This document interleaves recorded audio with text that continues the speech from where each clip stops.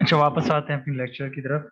थोड़ा सा ये बिजली का इशू रहेगा क्योंकि यहाँ पे बिजली आती रहती है, तो जनरेटर वापस ऑन किए हैं। तो हम डिस्कस कर रहे थे डिजिटेंस रिड्यूसिंग बाइंग बिहेवियर को, क्योंकि कंज्यूमर बाइंग बिहेवियर वहाँ पर थोड़ा सा ये सब टॉपिक आ गया, तो मैंने कहा कि इसको डिस्कस करते हैं थोड़ा सा, क्योंकि आपको समझ आ जाए कि व्हाट इज बाइंग बिहेवियर। उसमें जो है 4 टाइप्स ऑफ बाइंग बिहेवियर हैं, उसको थोड़ा सा डिफ्रेंशिएट भी करते हैं और डिस्कस भी करते हैं। तो मैंने पहले कम्प्लेक्स बाइंग बिहेवियर का बता दिया, और उसमें आपको मिसाल दे दिया गाड़ी का, और घर का भी मैंने मिसाल दे दी। अब आते हैं थोड़ा सा डिजिनेस बाइंग बिहेवियर की तरफ। डिजिनेस में आप क्या करते हैं कि आपका इन्वॉल्वमेंट तो ज़्यादा होता है, क्योंकि आप खुद जाते हैं इस चीज़ को और देखते रहते हैं, लेकिन इसमें आपका प्राइस हाई भी हो सकता है, और इस तरह भी हो सकता है कि आपके इनफ्रीक्वेंट, क्योंकि आपका फ्रीक्वेंट ये भी नहीं होता। अब इसकी मैंने मिसाल दे दी, क्योंकि ये बिजली चलेगी, मैंने मिसाल दे दी पंखे की। तो जब आप पंखे की मिसाल लेते हैं कि यार मैं जाता हूँ एक पंखा लेता हूँ, और उसमें आप फिर ये ब्रांड की इतना वो नहीं करते। अगर आपको कोई अच्छा वो डिज़ाइन पसंद आ जाए, तो उसमें ब्रांड की आप अहमियत नहीं रखते, तो आप क्या करते हैं कि मुझे बस यही ले लें। तो उसमें आपका क्या है कि आप एक लिमिटेड डिसीजन मेकिंग होती है, उसमें आप क्या होता है कि आपके पास टाइम और बजट लिमिटेशन भी होता है। तो आप क्या करते हैं कि आप उसमें इतना ज़्यादा रिसर्च नहीं करते, बस आप एक चीज़ को डायरेक्ट परचेज़ करते हैं। तो इसमें आपको मैं बता दूँगा मेडिकल के हवाले से, क्योंकि आपके कुछ मेडिकल स्टूडेंट्स भी यहाँ पे हैं, और मेडिकल सॉरी डॉक्टर्स भी हैं। तो मैं उसको ये आपको बता दूँगा, इसमें आपका डिजीज़ रिड्यूसिंग बाइंग बिहेवियर में इस तरह के प्रोडक्ट्स होते हैं, जो आपको ईज़िली अवेलेबल होते हैं। उसमें आप फिर कंपनी की वो नहीं देखते कि यार कौन-सी कंपनी, आप सिर्फ़ फ़ॉर्मूला बताते हो कि यार बस यही फ़ॉर्मूला है। आपको जो भी मतलब सामने आ जाए, बस वही प्रोडक्ट है। आपके पास यही फ़ॉर्मूला है, ये 3-4 ब्रांड है इसमें, इसमें से एक ले लें। अगर वाक़ई में एक ब्रांड इस तरह है कि वो अच्छा है, तो आप क्या करते हैं, उसको ही पसंद करते हैं, तो आप क्या कहते हैं कि बस वही ले लें। वो तो फिर आपका अदर वो कैटेगरी में आ जाता है। लेकिन आपका जो डिज़नेंस रिड्यूसिंग बाइंग बिहेवियर है, उसमें आपका कौन-सा प्रोडक्ट आ जाता है, वो प्रोडक्ट जो आपको ईज़िली अवेलेबल हो, ठीक है? और आप क्या कर रहे हो, उसमें इतना ज़्यादा वो नहीं देखते कि कौन-सा ब्रांड अच्छा है, कौन-सा अच्छा नहीं है, ठीक है? तो इसमें आपको मैंने कुछ मिसाल दे दी, यही पंखे की, और मेडिकल टर्म्स मैंने मैंने आपको कोई फ़ॉर्मूला जो ईज़िली अवेलेबल हो वही आप ले लेते हो, ठीक है?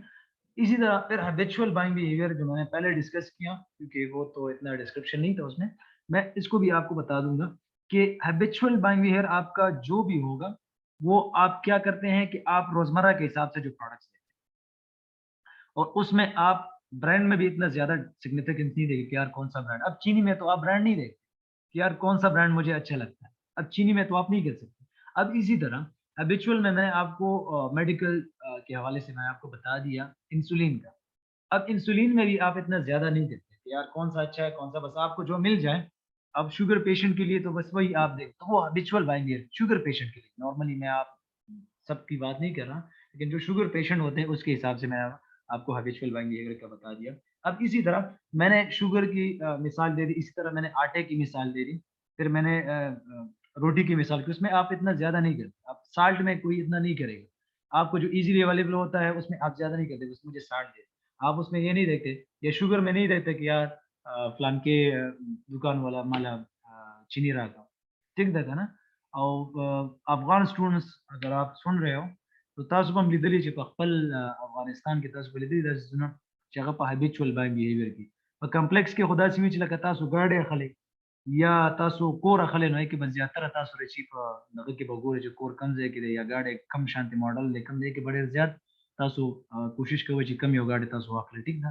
په ډیزوننس کې تاسو داسې یو څیز، ما تاسو ته پکې مثال درکړو، چېرې تاسو پکې اخلئ، یا تاسو په میډیکل ټرمینالوژي کې ما ویلې چېرې تاسو یو داسې پروډکټ اخلئ چې هغې کې تاسو د برانډ دغه دومره نه ګورئ، تاسو چې کوم ایزیلی اویلیبل دی نو هغه موږ سره په ډیزوننس کې راځي.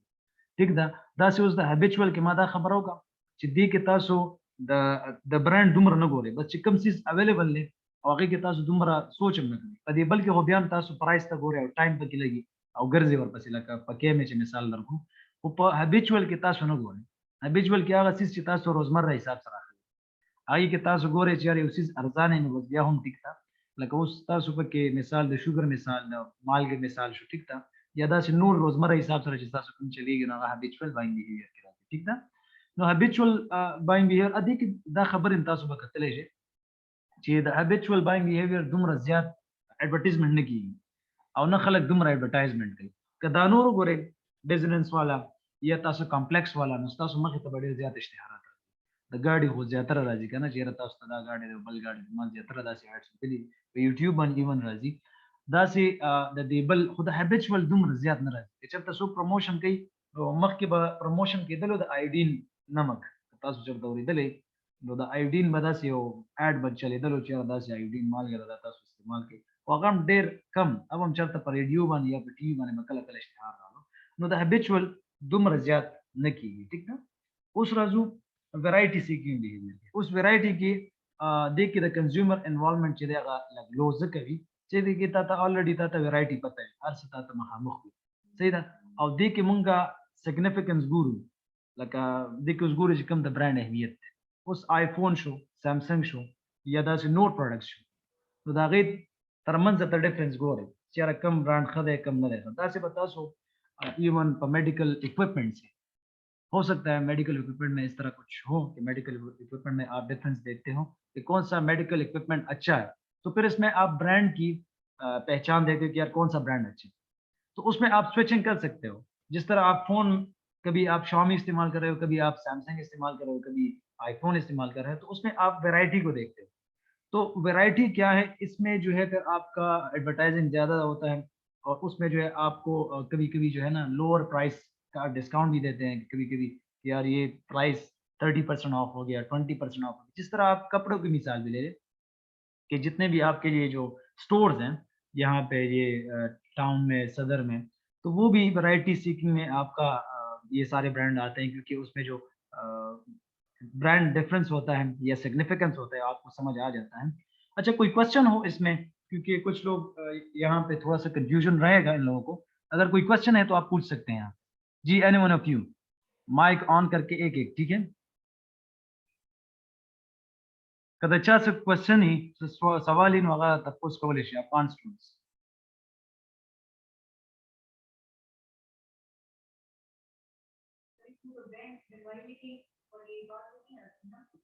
कहाँ पर वैरायटी में फिर आप ब्रांड को तो देखते हो लेकिन आप ये भी देखते हो कि कौन सा अच्छा है ये भी आप देखते हो. अभी मैंने पहले बता दिया कि इसमें आप देखते हो इसमें आपका कंज्यूमर इन्वॉल्वमेंट इतना ज्यादा नहीं होता.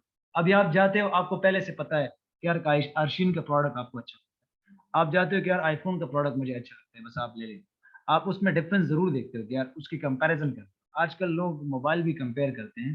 अगर आप इसको मैंने आपको बताया था जीएसएम एरिना पे आप जाइए एक वेबसाइट है वहाँ पर आप फोन की कंपैरिजन करते कंपैरिजन भी कर सकते. आजकल पाकिस्तान में भी हमारा एक वेबसाइट है व्हाट मोबाइल के नाम से तो व्हाट मोबाइल में भी आप कंपैरिजन कर सकते हो आप उसमें डिफरेंस देख सकते हो उसमें आप सारा स्पेसिफिकेशन मोबाइल के आप देख सकते हो.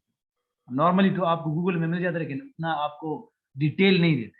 जो हमारे पास व्हाट मोबाइल होता है या जीएसएम एरिना तासु दा से होगा वेबसाइट दे कि तासु मोबाइल स्पेसिफिकेशन हर सका तले दा से मु सर व्हाट मोबाइल पे पाकिस्तान के दे चाहे कि तासु द मोबाइल स्पेसिफिकेशन और दागे डिफरेंस चले तर ब्रांड तर मन तासु कतले शे ठीक दा.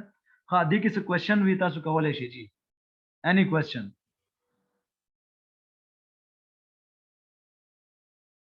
मैं सवाल करूं अगर आप लोग नहीं करते. अच्छा इनायतुर रहमान अपना माइक ऑन करे तासु लग माइक ऑन करे इनायत से तासु लग माइक ऑन करे.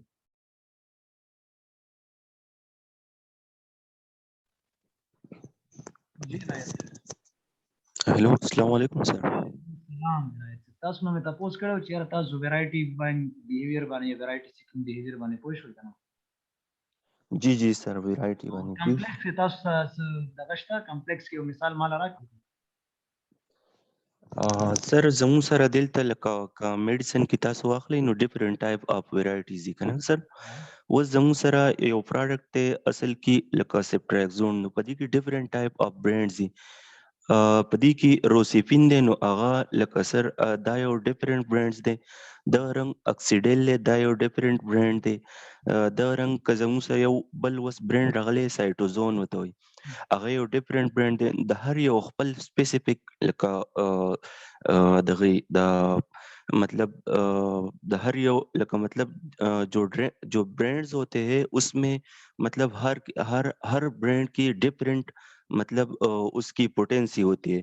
जो रेसिपिन होती है उसकी जो पोटेंसी होती है वो ज़्यादा होती है एज़ कंपेयर टू साइटोज़ोन। उसमें जो एक्टिव इंग्रीडिएंट होते हैं वो एक्टिव होते हैं एज़ कंपेयर टू जो जो अदर होते हैं, जो लोकल ब्रांड्स होते हैं। Very good. इसी आपने तरह तो वैरायटी का बता दिया ना। आपसे मैंने सवाल हाँ किया सर। है कि कॉम्प्लेक्स का बताएँ। कॉम्प्लेक्स में मैंने आपको 2 मिसालें दी थी, गाड़ी का और घर का। अब इसमें आपके हाँ, पास हाँ। कौन-सा वो मेडिकल प्रोडक्ट है, जो आप कॉम्प्लेक्स में डालते हो?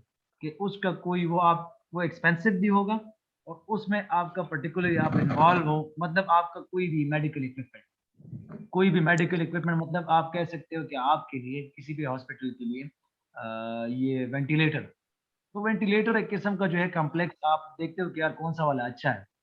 आप उसमें ये भी देखते हो और उसमें आप इनफ्requent मतलब आप तो वेंटिलेटर हर महीने बाद तो नहीं लेते। आप हर हफ्ते हाँ, हाँ, तो नहीं हाँ। लेते ना, तो आप 2 हाँ, साल हाँ। बाद, 3 साल बाद या 5 साल बाद वेंटिलेटर लेते हैं। तो ये फिर आपके लिए एक बिल्कुल किस्म सर। का कॉम्प्लेक्स बाइंग करता है। तो ये फिर आप इसको डाल सकते हैं वेंटिलेटर को क्योंकि इतना तो मुझे पता है कि वेंटिलेटर आप हफ्ते में नहीं ले सकते, आप महीने में नहीं ले सकते, आप खामख़ा सालों में एक वेंटिलेटर आएगा। जी, इस तरह सर एक एग्जांपल मैं आपको दे सकता हूँ, इस तरह हमारे साथ जो कैबेज कैबेज जो होती है उसमें अच्छा, डिफरेंट टाइप ऑफ ऑक्सीजनेटर्स यूज़ होते हैं अच्छा, सर। अच्छा ठीक है। तो तो उस ऑक्सीजनेटर जो होती है उसमें जो ब्लड की प्यूरिफिकेशन होती है सर, जो जो डीऑक्सीजनेटेड ब्लड होती है वो लंग्स से जाके उधर ऑक्सीजनेटर में प्यूर उसकी ऑक्सीजनेशन होती है उसमें। जी, ये एक इंस्ट्रूमेंट है सर। तो अच्छा, हमारे साथ सर इसमें डिफरेंट ये हम सर हर दफ़ा तो नहीं यूज़ करते ना। अच्छा, मतलब अगर एक एक पेशेंट है उसको कैबेज होती है तो हर दफ़ा तो वो कैबेज नहीं करता। अच्छा, अगर उसको डिज़ीज़ हो जाए तो वो करता है ना सर। तो अच्छा, इस तरह वो जो इसमें डिफरेंट टाइप ऑफ मतलब जो कॉम्प्लेक्स की बात कर रहे हैं सर, तो ठीक है, उसमें डिफरेंट टाइप ऑफ वैराइटीज़ आते हैं ठीक सर। है, तो जो अच्छी होती है फिर पेशेंट ठीक है उसको ना। अब प्रेफ़रेंस मैंने देते हैं। मैंने आपको पहले ही बता दिया कि कॉम्प्लेक्स में आप इतनी वैरायटी को नहीं देखते। आप हाँ, वैरायटी हाँ। तो आपके पास होगा, लेकिन आपने पहले से हाँ। डिसाइड किया अब घर जी, है, जी। तो आप ज़्यादा घर तो नहीं हाँ, देख हाँ। 100 घर तो नहीं देख सकते, तो आप थोड़ा बहुत देख लेंगे ना, 3-4 घर देखेंगे या 5 या 10 घर देखेंगे। अब 100 घर तो आप नहीं दे सकते ना। जी, जी। इसी तरह आप इसमें जी, जी, 3-4 होंगे, सर। आप इसमें ज़्यादा वैरायटी को आप तो नहीं देखते, ठीक है जी। ना? ज़्यादा वैरायटी आप नहीं देखते। जी, जी। अब इसमें आपका डिसीज़न क्या होगा? जी, सर। एक ऐसा डिसीज़न आप ले लें जो आपका एक्सपेंसिव प्रोडक्ट हो, ठीक है? उसमें आपका रिस्क तो हाई होगा, आपको पता है कि यार वेंटिलेटर खराब भी हो सकता है और सही भी, ठीक है? इसी तरह हाँ, आप हाँ। डिसीज़न लेते हैं, तो आप एक्सपर्ट से भी राब्ता करते हैं, एक्सपर्ट से भी ओपिनियन लेते हैं, कि यार मैंने ये जी, चीज़ जी, लेना सर। है, ठीक है? अब वेंटिलेटर तो एक इस तरह की चीज़ है कि आपका एक्सपेंसिव प्रोडक्ट है, कितने का होगा? 10-15 लाख, वो तो 20 लाख सर का तो होगा। हाँ, बहुत महँगा होता ठीक है ना? तो आप एक लर्निंग प्रोसेस के है। से गुज़र जाते हो, फिर आपका एक प्रोडक्ट के बारे में एटीट्यूड बन जाता है, फिर एक मीनिंगफुल थॉट आ जाता है, फिर आपकी परचेज़ चॉइस आ जाती है, हुँ, ठीक है ना? हुँ। तो उससे जी, जी। गुज़र जाते जी, हो जी। फिर आप वो चीज़ खरीदते हैं।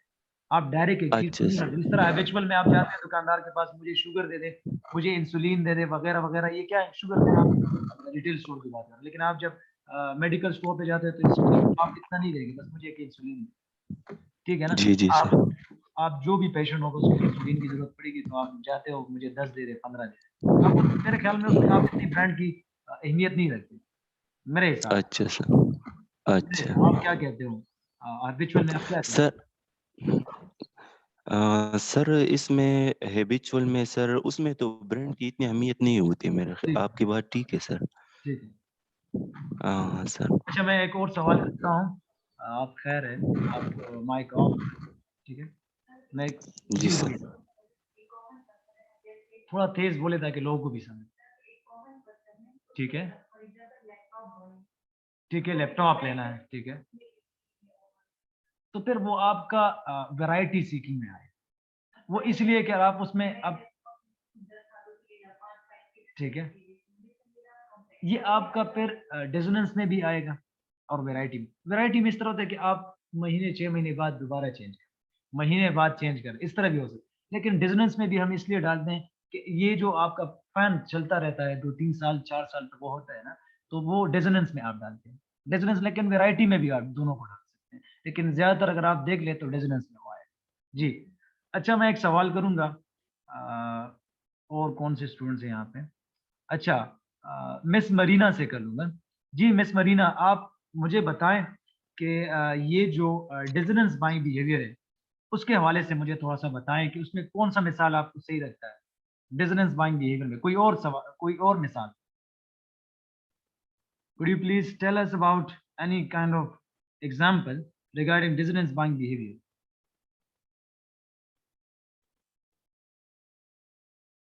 जी, अपना माइक ऑन करें।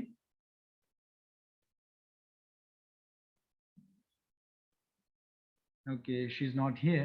Okay, so this was all about buying behavior decision.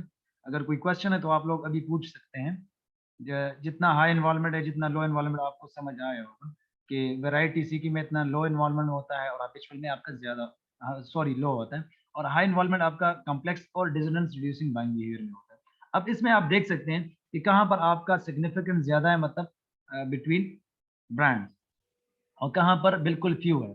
अब सिग्निफिकेंट ब्रांड्स आप देख सकते हैं कि कॉम्प्लेक्स में और वैरायटी में आप ज़्यादा देखते हैं, आपका ज़्यादा सिग्निफिकेंट। अब किस में लो है या बिल्कुल फ्यू है, वो आपका डिसोनेंस रिड्यूसिंग, जिस तरह मैंने फ़ैन की मिसाल दी कि फ़ैन जो आप लेते हैं या कोई लैपटॉप लेते हैं, तो आप अगर एचपी में मिल जाए, डेल में मिल जाए। जी, जी, कोई सवाल है? जी, किसी ने कुछ सवाल किया है तो अगर पूछ सकता है तो अभी पूछ लीजिए। तो इसी तरह जो है डिसोनेंस और रिड्यूसिंग बाइंग बिहेवियर और हैबिचुअल में आप फ्यू डिफरेंस देखते हैं बिटवीन ब्रांड्स। अब मैंने शुगर की मिसाल ले ली और फिर पंक्ति की मिसाल ली कि इसमें आप इतना नहीं देखते। तो क्या देखते हैं, बस आप जाते हैं और आप एक ले लेते हैं, ठीक है, मुझे बस ये 2 किलो शुगर दे दे। आप ये नहीं देखते कि यार मुझे ये वाला खान वाला शुगर दे दे, ये वाला शुगर दे दे, ये वाला, आप ये नहीं देखते हैं, बस आप डायरेक्ट एक चीज़ को खरीदते हैं। ठीक है, this was all about your. जी। अच्छा, गलती से माइक है, मैं समझा कि कोई सवाल कर रहा है।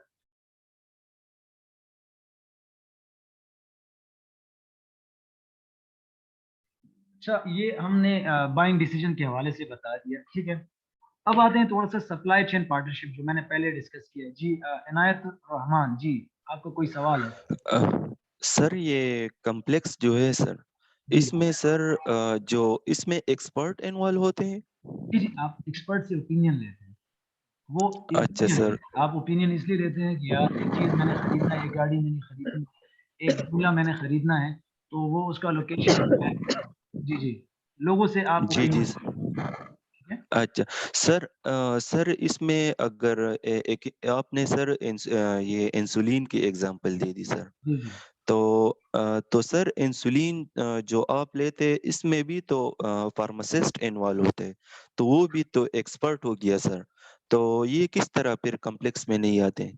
नहीं, वो आप हैबिचुअली लेते हैं ना एक चीज़ को, एक चीज़ को आप हैबिचुअली लेते हैं ना, जी जी। हैबिचुअली लेते हैं, तो वो फिर आपका क्या बनता है, वो आपका हैबिचुअल बाइंग बिहेवियर में आता है। लेकिन ये चीज़ को सर। आप। जी, जी।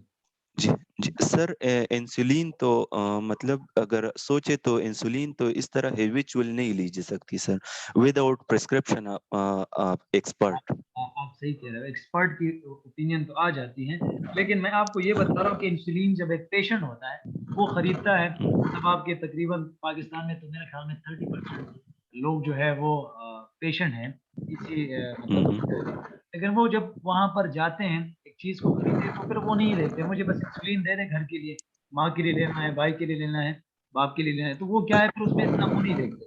बस वो इंसुलिन ले लेते हैं, तो उसको डोज़ जो दिया जाता है कि यार इतना डोज़ आपने लगाना है। 0.5, 0.1, 0.2 इतना लगाना है। बस वो उसको पता होता है। जी। अच्छा sir, okay okay, thank you, thank you. अच्छा, हमने डिस्कस किया बाइंग डिसीजन को कि आप कैसे प्राइस और कॉस्ट को देखते हैं, फिर वो चीज़ खरीदते हैं। इसमें मैंने आपको 4 चीज़ें बताई, ठीक है? क्योंकि ये मार्केटिंग का फिनोमेना है, मार्केटिंग का डिस्कशन था, तो मैंने, क्योंकि ये सप्लाई चेन भी मार्केटिंग का ही आप कह सकते, क्योंकि ये दोनों जो है उसके साथ एसोसिएट हैं, लॉजिस्टिक भी, सप्लाई चेन भी, क्योंकि मार्केटिंग के साथ एसोसिएट हैं, लेकिन मार्केटिंग का हिस्सा इतना नहीं है, लेकिन एसोसिएशन उसका है। इसी तरह मैंने बता दिया कि हमारा जो रिलेशनशिप है सप्लाई चेन पार्टनरशिप का, हम उसमें कॉस्ट रिडक्शन, जो मैंने पहले बता दिया था कि कॉस्ट रिडक्शन हमारा सबसे ज़्यादा अहम चीज़ है कि कम से कम हमारा कॉस्ट आ जाए, जब एक चीज़ को हम इम्पोर्ट कर रहे हैं या किसी को भिजवा रहे हैं, और इसी तरह हम अपने प्रॉफिट को इम्प्रूव बनाने की कोशिश करते हैं, ताकि हमारा रेवेन्यू ज़्यादा हो। अब आपको पता होगा, शायद आप लोगों ने एक जिस अकाउंटिंग में पढ़ा होगा, CGS, cost of goods sold, उसमें से आप कॉस्ट को, लेकिन यहाँ पे हमारा मकसद क्या है कि आप कॉस्ट को कम करें। अगर वो आपका फ्राइट कॉस्ट है या आपका जो भी है, इसको हम कम करते हैं, मतलब आपका सप्लाई चेन कॉस्ट जो है उसको हम कम करते हैं, ताकि आपका रेवेन्यू इंक्रीज हो जाए, और आपका जो प्रॉफिट है, जब रेवेन्यू इंक्रीज हो जाते हैं तो ज़ाहिर-सी बात है कि आपका प्रॉफिट भी इंक्रीज होता जाएगा। अब उसके लिए ऑर्गेनाइज़ेशन क्या करता है कि उसके लिए कुछ इस तरह की पॉलिसी अपनाता है कि उसका रिलेशनशिप इन सर्कल, जितने भी उसके साथ सर्कल में लोग होते हैं उसके साथ बन जाए, ताकि वो सप्लाई चेन पार्टनरशिप सही हो। अब इसका जो है 2 तरह के हमारे पास वो होते हैं, रिलेशन होते हैं। एक ट्रांज़ैक्शनल होता है, एक टेक्निकल इन्फॉर्मेशन शेयर, और तीसरा जो है सबसे ज़्यादा अहमियत जो रखता है वो हमारे पास टेक्निकल इन्फॉर्मेशन शेयरिंग और स्ट्रैटेजी होता है। अब ट्रांज़ैक्शनल तो आपको पता है कि आपका फ्लो ऑफ इन्फॉर्मेशन जो है वो प्रोडक्ट फ्लो के साथ जाता रहता है। परचेज़ ऑर्डर किया और इनवॉइस बना ली। ये तो आपके पास डेटा एक्सचेंज जब होता है, कोई बंदा जो आपको ऑर्डर करता है उसके लिए इनवॉइस बनाते हैं, तो ये आपका ट्रांज़ैक्शनल तो होता रहता है। लेकिन जो हमारे पास अहमियत रखता है वो 2 है, टेक्निकल इन्फॉर्मेशन शेयरिंग और इस तरह स्ट्रेटेजिक। टेक्निकल में आप क्या करते हैं टेक्निकल में, कि आप इन्फॉर्मेशन शेयर भी करते हैं बिफोर और आफ्टर परचेज़ में। आप परचेज़ से पहले भी लोगों को बता देते हो कि यार आपके पास ये प्रोडक्ट है, इसकी ये स्पेसिफिकेशन है और ये आपको मिले। जब आपको प्रोडक्ट मिल भी जाता है फिर भी आपको इन्फॉर्मेशन मिल जाता है कि यार ये चीज़ आपको, दोनों अगर कह सकते हैं कि आपको एक कॉपी मिल जाती है, और आपका ऑर्डर स्टेटस के बारे में पता चल जाता है और प्रोडक्ट प्राइसेस के बारे में यहाँ पर पता चल जाता है। अब जब एक चीज़ ट्रांज़ैक्शनल में आप पूछते हो, तो आप परचेज़ ऑर्डर करते हो और आपको इनवॉइस मिल जाता है। लेकिन यहाँ पे आपको इन्फॉर्मेशन और परचेज़ ऑर्डर और सारी चीज़ें आपको यहाँ पे मिल जाती है। इसी तरह स्ट्रैटेजिक में क्या है कि आपका, ये असल में रिलेशन की हम बात कर रहे हैं। ये आप कस्टमर के साथ भी हमारा, जिस तरह मैंने पहले डिस्कस किया था सीआरएम का, कि आपका सप्लाई चेन ये भी एक सीआरएम का, मतलब आप सीआरएम बना रहे हो, उसके साथ इंटीग्रेट है कि सप्लाई चेन एक किस्म का जो कस्टमर होते हैं उसके साथ हम रिलेशन भी बनाते हैं। वो किस लिए? सीआरएम जो है it is the part of marketing, और मैंने पहले बता दिया कि सप्लाई चेन जो है मार्केटिंग के साथ इंटीग्रेट है, क्योंकि जब आप मार्केटिंग करते हैं तो सप्लाई चेन उसका, मतलब आप हिस्सा तो नहीं कह, लेकिन ये अलग चीज़ है, लेकिन उसके साथ इंटीग्रेशन में, ठीक है। अब स्ट्रेटेजिक में आप क्या करते हो कि आप सेलर प्रोसेस, डिसीजन मेकिंग और जो भी आपका मतलब जो भी आपका प्रोप्राइटरी है उसमें आप देखते हैं, उसमें फोरकास्टिंग, फुलफिलमेंट प्रोसेस जो है वो उसमें इन्वॉल्व होते हैं। स्ट्रेटेजिक में आप क्या करते हो कि आपको पता होगा कि यार आने वाले 5 साल में, आने वाले साल में, आने वाले महीने में, आने वाले 5-6 महीने में आपको इतना ऑर्डर आएगा। अब मैंने इसका मिसाल लास्ट लेक्चर में दिया था कि सर्दी में जो फोरकास्ट होता है स्वेटर का, तो वो ज़्यादा रहता है। लेकिन जब आप गर्मी की तरफ जाते हैं तो वहाँ पर बिल्कुल ज़ीरो हो जाता है। लेकिन जो आम रूटीन पे कपड़े होते हैं, उसका इतना नहीं होता। उसका कभी कम हो जाता है, कभी ज़्यादा हो जाता है। लास्ट लेक्चर में मैंने बता दिया था कि स्वेटर का जब सर्दी आ जाती है तो फ़ोरकास्ट आप ज़्यादा करते हैं कि मेरे इतने यूनिट्स ये हम भेजेंगे। व्हेयर एज़ जब आप गर्मी की बात करते हैं तो उसमें स्वेटर आप नहीं खरीदते। बहुत कम होगा, मतलब 1% भी अगर आप कह दें तो बहुत ज़्यादा रहे, क्योंकि फिर वो आपके वो इलाके जो जहाँ पर सर्दी ज़्यादा होता है, गर्मी भी वहाँ पर सर्दी होती है, तो वहाँ पर फिर वो यूज़ होते हैं। बाकी जो आपका ऑल ओवर होता है वो इतना ज़्यादा नहीं होता। लेकिन आप उसको फिर वो तकरीबन ज़ीरो के हिसाब से लेते हैं, क्योंकि 1% भी आपका ज़ीरो रहता है। उसमें कंपनी इतना प्रॉफ़िट नहीं कर सकता। लेकिन जो सप्लाई चेन ज़्यादा बल्क में प्रोडक्ट होंगे तो उसको ज़्यादा फ़ायदा होगा। अब इसमें आप देख सकते हैं कि जो हमारा रिलेशनशिप होगा लोगों के साथ, या आपका सप्लाई चेन के साथ जितने भी आपके एसोसिएशन हैं, मतलब सप्लायर्स हो गए, आपके डिस्ट्रीब्यूशन चैनल वाले हैं, उसके साथ ट्रांज़ैक्शनल किस तरह होगा, टैक्टिकल कितना होगा और आपका स्ट्रैटेजिक कितना होगा। टेक्निकल में तो मैंने बता दिया कि आपका एक इस तरह का रिलेशन कि इसमें आप इन्फॉर्मेशन शेयर करते हैं। और स्ट्रेटेजिक में आपका क्या होगा कि आप डिसीजन मेकिंग किस तरह करते हैं, जॉइंट बायर और सेलर प्रोसेस, उसमें आप दोनों को मिला के। अब इसकी मिसाल मैं आपको देता हूँ कि स्ट्रेटेजिक में किस तरह होता है। अब अस्पताल है, अब एलआरएच है, एचएमसी है, जो भी एक चीज़ बाय करता है तो फिर वो उस कंपनी से भी बात करता है और खुद भी इसमें इन्वॉल्व होता है। मतलब दोनों एक किस्म का जो है उसका एक पार्टनरशिप बन जाता है कि यार मुझे ये चीज़ चाहिए, तो वो एक स्ट्रेटेजिक पार्टनरशिप बन जाता है।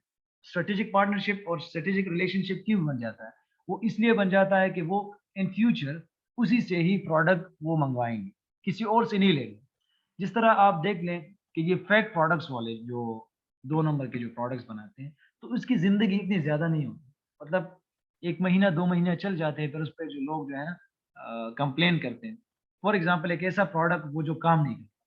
इंसुलिन अगर मिसाल मैं आपको देता हूँ कि इंसुलिन को हमने ज़्यादा डिस्कस किया, अगर उसमें कोई कॉपी वर्ज़न आ जाता, तो कोई कंपनी जिसके साथ वो रिलेशन में हो, मतलब अस्पताल के साथ, उसका कोई अच्छा रिलेशन हो, उसका इन्फॉर्मेशन शेयरिंग सब कुछ हो और वो इंसुलिन खराब हो, तो फिर वो क्या करता है, उस पे वो कंप्लेन करता है। लेकिन अगर वो कह दे कि यार ये फेक प्रोडक्ट, ये हमारा नहीं है, तो फिर वो उसको अपने आप को बचा सकते हैं। लेकिन अगर वो इसी का प्रोडक्ट होगा तो उसके लिए तो फिर नुकसानदेह है कि वो रिलेशन फिर खत्म हो जाता है। इसी तरह स्ट्रेटेजिक में मैंने बता दिया, टेक्निकल भी दोनों हो सकता है और स्ट्रेटेजिक भी हो सकता है। ट्रांज़ैक्शनल तो आपका ज़्यादातर आम जो रूटीन पे होता है कि आप परचेज़ कर ले और इनवॉइस आपको मिल जाता है, उसका इतना ज़्यादा रिलेशन नहीं होता। आप इसमें मिसाल किसी आम कस्टमर जो नहीं होता पेशेंट और किसी मेडिकल शॉप का ले लेते हो कि वो आपको परचेज़ ऑर्डर देता है और उसका इनवॉइस आपको दे देता है कि यार आपके फ्लो ऑफ इन्फॉर्मेशन अलाइन होते हैं और प्रोडक्ट फ्लो के साथ आप प्रोडक्ट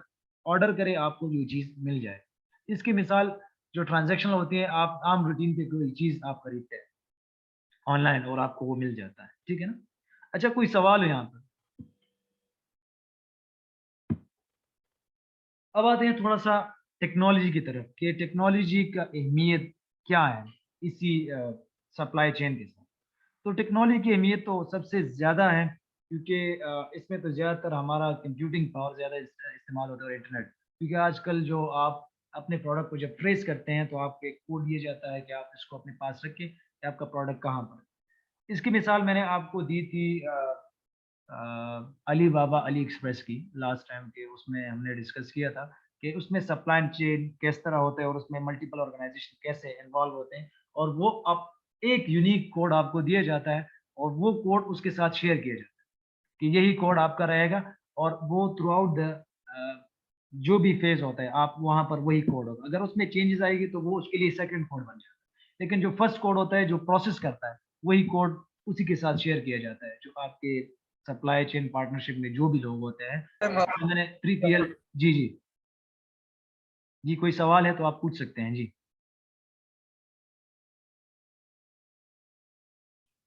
अच्छा ठीक है, ये गलती से हाँ, टीसीएस में। अगर टीसीएस को आप भिजवाएँ, एक प्रोडक्ट यहाँ से आपने भिजवा दिया और आपने वो भिजवा दिया इंग्लैंड या आपने बेल्जियम भिजवा दिया, तो आपको वही आपकी आईडी होगी। वो प्रोडक्ट तो वो बंदा भिजवाएगा।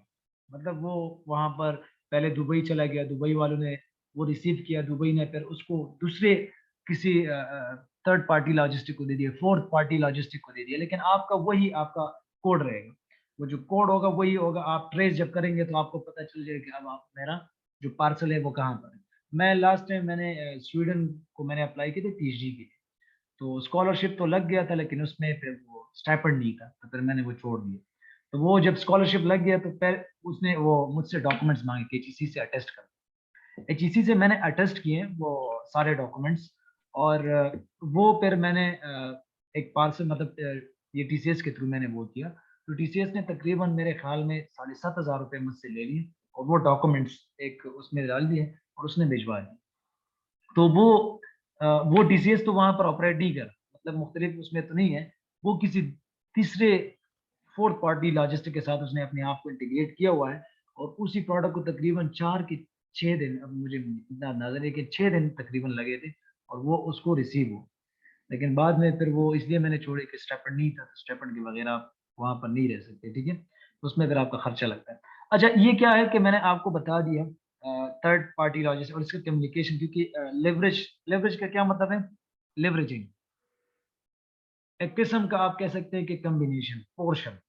लेवरेजिंग क्या है कि यार एक पोर्शन एक उठाओ, दूसरा पोर्शन उठाओ, उसको लेवरेजिंग कहते हैं। जिस तरह आप लेवरेज रेशियोज़ फाइनेंस में पढ़ते हैं, शायद आप लोग पढ़ चुके हो या आप अभी पढ़ेंगे। उसमें लेवरेज का कॉन्सेप्ट ये होता है कि कितना पोर्शन आपने ये इस्तेमाल किया, कितना पोर्शन आपने ये इस्तेमाल किया, इसको लेवरेज कहते हैं। तो लेवरेजिंग टेक्नोलॉजी मतलब कितना पोर्शन। जी, ये माइक कोई ऑन करता है और फिर बंद करता है। अच्छा, तो लेवरेजिंग क्या है? आपने ऑन किया है। अच्छा, आपने नहीं किया। अच्छा, लेवरेजिंग में क्या है कि आप पोर्शन को कितना आपने इस्तेमाल किया है, कौन सा पोर्शन टेक्नोलॉजी का इस्तेमाल किया है, ये वाला, फिर कम्युनिकेशन के लिए कौन सा पोर्शन, तो ये लेवरेजिंग है। अब उसमें सप्लाई चेन किस तरह इफेक्ट होता है, उसमें कंप्यूटिंग पावर, जिस तरह कहते हैं कंप्यूटर का पावर ज़्यादा है और इंटरनेट की अहमियत ज़्यादा है, क्योंकि वो वहाँ पर ज़्यादा इस्तेमाल है, ठीक है?